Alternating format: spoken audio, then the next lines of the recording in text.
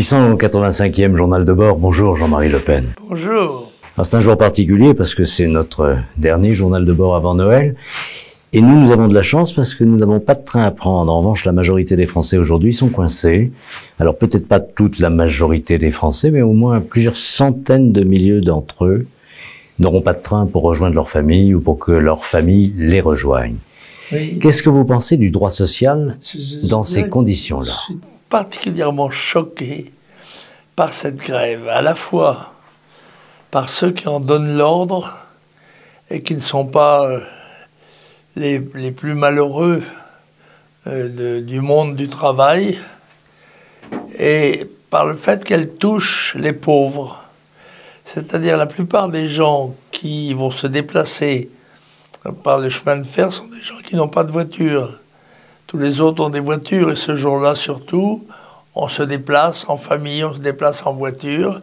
Donc ceux qui vont se déplacer, ceux qui voulaient se déplacer par le chemin de fer sont les plus malheureux et ce sont ceux-là qui sont les victimes de quelque sorte des privilégiés du syndicalisme. Alors, vous savez que ce ne sont pas les syndicats eux-mêmes qui en assument la responsabilité, mais une petite catégorie de travailleurs, c'est-à-dire les contrôleurs à l'intérieur du système ferroviaire. Quand vous dites chemin de fer, vous donnez le sentiment d'appartenir tout de même à une génération. On ne dit plus chemin de fer. Ah bon, on dit comment maintenant? Les trains, le système ferroviaire, on dit ce qu'on veut, mais chemin de fer. Je suis de mon temps. La SNCF va rembourser à 200% toutes celles et ceux qui n'auront pas pu prendre le train. 100 millions d'euros encore dans le ça, c'est l'argent que le contribuable paiera. 45 milliards, je crois. Mais il ne s'en rend pas très bien compte. C'est avec son argent qu'on fait le généreux. Et c'est le contribuable qui renflouera toujours les caisses, en définitive. Est-ce que le gouvernement aurait pu faire quelque chose? Parce que nous sommes en face d'une entreprise où l'État est majoritaire et en même temps le gouvernement dit on n'y peut rien, c'est le droit social. Et le droit social, il est civil, beaucoup plus. Si vous étiez dans cette situation, président de la République, vous vous réquisitionnez alors que vous n'avez pas le droit de le faire? Où est la limite de la liberté qui s'oppose à l'autorité? Je crois qu'il y a des moments où il faut savoir prendre ses risques devant la nation quand son intérêt principal est en cause. Et vous pensez que c'est ça qui se joue, pas seulement la cohésion nationale à travers les familles, etc. Parce que où est la limite de cet intérêt national, justement? Où est-ce que vous la fixez? Vous savez qu'on vous a souvent dit que vous étiez potentiellement quelqu'un de dangereux et d'autoritaire. Non, je crois qu'il y a certains moments où l'autorité s'impose. Parce que c'est elle qui est seule la garante de l'unité de l'action qui est nécessaire dans un moment comme celui-là. Vous avez vu que le président, alors on change complètement de sujet, le président ukrainien s'est rendu à Washington à l'invitation du président Biden qui lui promet 40 milliards de dollars d'aide supplémentaire dans l'effort d'indépendance de son pays contre ce qu'on appelle l'invasion par les Russes. Ça vous fait penser à quoi, cet engagement américain pour soutenir l'Ukraine dans ce contexte? Je suis très inquiet. Honnêtement très inquiet, parce que je vois se construire presque méthodiquement les conditions d'un conflit général qui était invraisemblable, qu'on pourrait croire impossible, qui serait terrifiant, mais qui n'en existe pas moins. Le risque est là, et le conflit en Ukraine est un de ces éléments qui échappent quelquefois d'ailleurs à la volonté des hommes et l'enclenchement successif des mécanismes sociologiques conduit à l'affrontement dont personne ne voulait, mais qui s'impose à tout le monde. La Troisième Guerre mondiale est possible selon vous? Oui, je crois, c'est possible. Et elle est d'autant plus redoutable qu'elle est nucléaire, cette fois-ci. C'est-à-dire que les belligérants disposent de moyens de destruction terrifiants. On peut dire totaux, puisqu'on ne sait pas exactement quelle serait la dimension des engins qui seraient utilisés il n'en reste pas moins que l'enclenchement du conflit peut conduire à une conflagration générale qui pourrait même entraîner la fin du monde. Quand vous dites, Président, dont personne ne voulait, vous en êtes sûr? Dont personne ne voulait.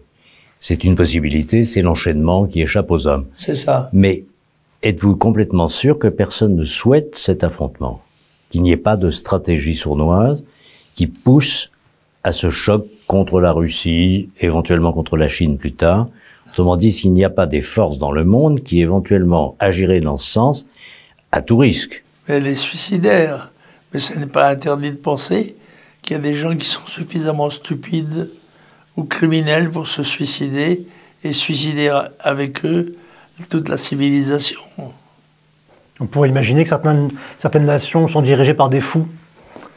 Non, je crois par des inconscients, par des gens qui ne voient pas plus loin que le bout de leur nez, et qui obéissent à leurs intérêts personnels, sans pouvoir distinguer ce qui est l'intérêt supérieur, qui est la survie, bien sûr, puisque Noël, c'est d'abord la fête de la naissance, celle d'un événement absolument extraordinaire dans l'histoire du monde, puisque c'est l'incarnation de Jésus, l'incarnation de Dieu, en la personne de Jésus, dans une étable, dit-on, ce qui est un élément charmant et populaire, il faut le dire. La plupart des chrétiens ayant plus de chance de vivre dans une étable que dans un palais. Tout le monde se reconnaissait. C'est la grande leçon de l'humilité de Dieu qui est tout-puissant et qui s'incarne dans la plus grande simplicité. Non, mais c'est un événement dont on ne mesure pas le côté extraordinaire, formidable, fantastique. C'est l'incarnation de Dieu sur la terre. C'est quelque chose dont on ne mesure pas, je pense, vraiment, la dimension. L'homme était, depuis le péché originel, privé du paradis, et Dieu vient à son secours en s'incarnant pour lui réouvrir les portes du paradis à condition de mériter. Sans même aller jusque ces raisonnements philosophiques, dirais-je. Cette naissance d'un enfant qui est Dieu venu sur la terre pour le sauver, pour la sauver, je pense qu'on ne mesure pas tout à fait l'extraordinaire événement que ça a constitué. Quels sont vos plus beaux souvenirs de Noël?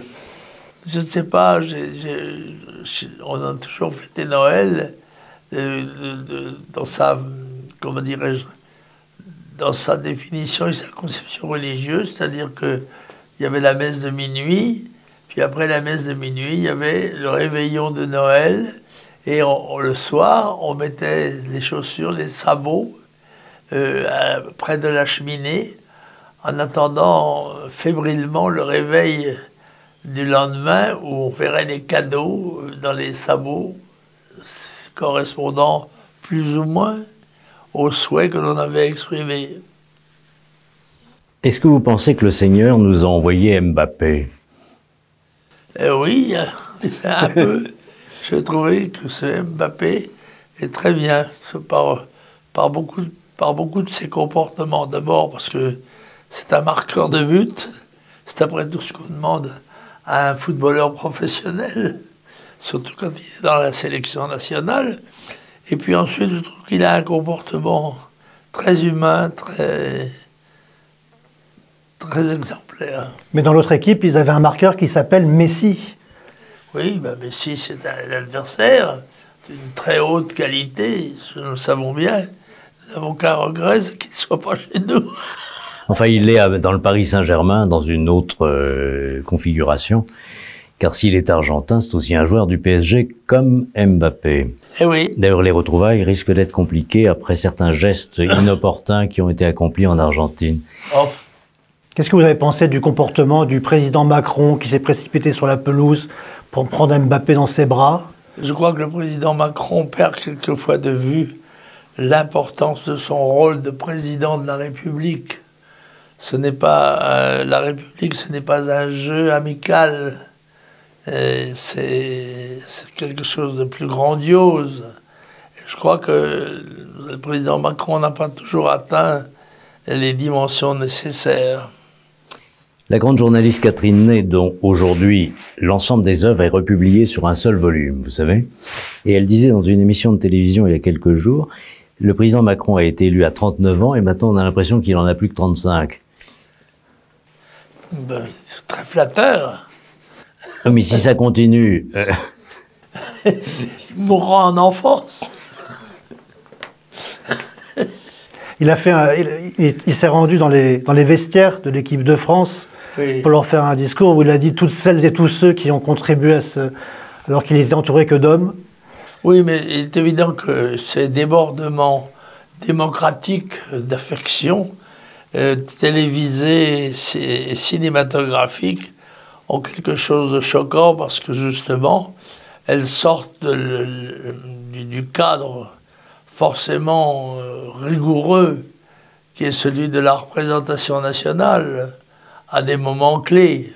Il y a des photos assez gênantes du comportement dans la tribune où là, véritablement, il passe les bornes. Je veux dire que vous les avez peut-être vues. Évidemment, le président de la République oublie qu'il est président de la République. Il n'est pas là un simple spectateur, ni un membre du PSG ou d'une autre organisation.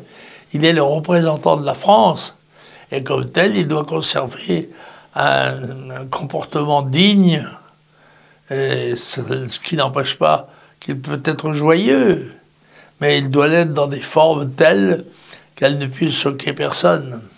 Est-ce que cette Coupe du Monde a changé l'impression que vous pouviez avoir ou la connaissance que vous pouviez avoir du Qatar? Oh mon Dieu, le Qatar a pris les moyens de se faire connaître les meilleurs, c'est-à-dire de payer. En tous les cas, il a, semble-t-il, rempli son office à merveille, puisque c'est bien, tout cela a l'air de se dérouler quand même conformément à l'intérêt général. On dit quand même qu'ils ont fait preuve d'un peu d'esclavagisme auprès de certains ouvriers, dont certains seraient morts pendant la construction. Oui, bien sûr, mais ça, c'est toujours le côté noir de toute action humaine. Il n'y a pas d'action sans risque, et il est certain que celle-là aussi a pu en comporter. N'en conservons que les souvenirs les plus brillants, les plus flatteurs, les plus joyeux, puisque Noël, c'est une fête de joie extra, d'un événement que j'ai dit tout à l'heure, extraordinaire, et dont on ne mesure pas tout à fait la dimension, qui est l'incarnation de Dieu sur la terre, en la personne du petit Jésus, ce qui était en plus très émouvant.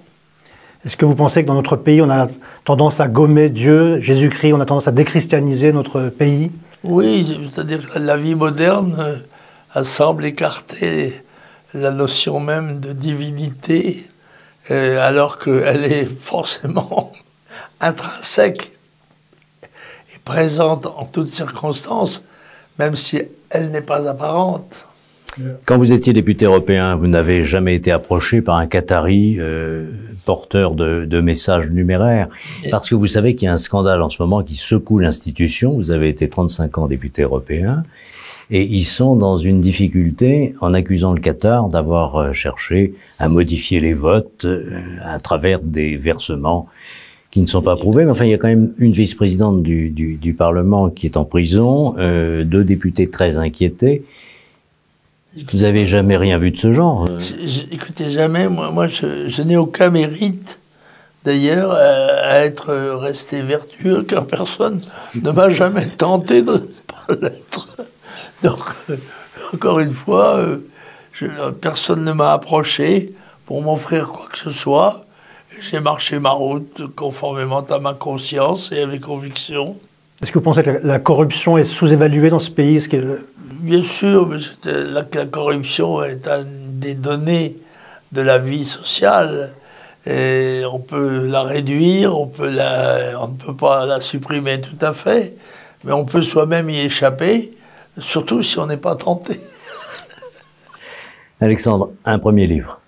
Il s'agit d'un livre qui est un 2e tome, le 2e tome d'Officier perdu. C'est un roman de Gilles Hustex, un ancien officier, Le premier, vous en aviez fait la promotion, avait eu beaucoup de succès.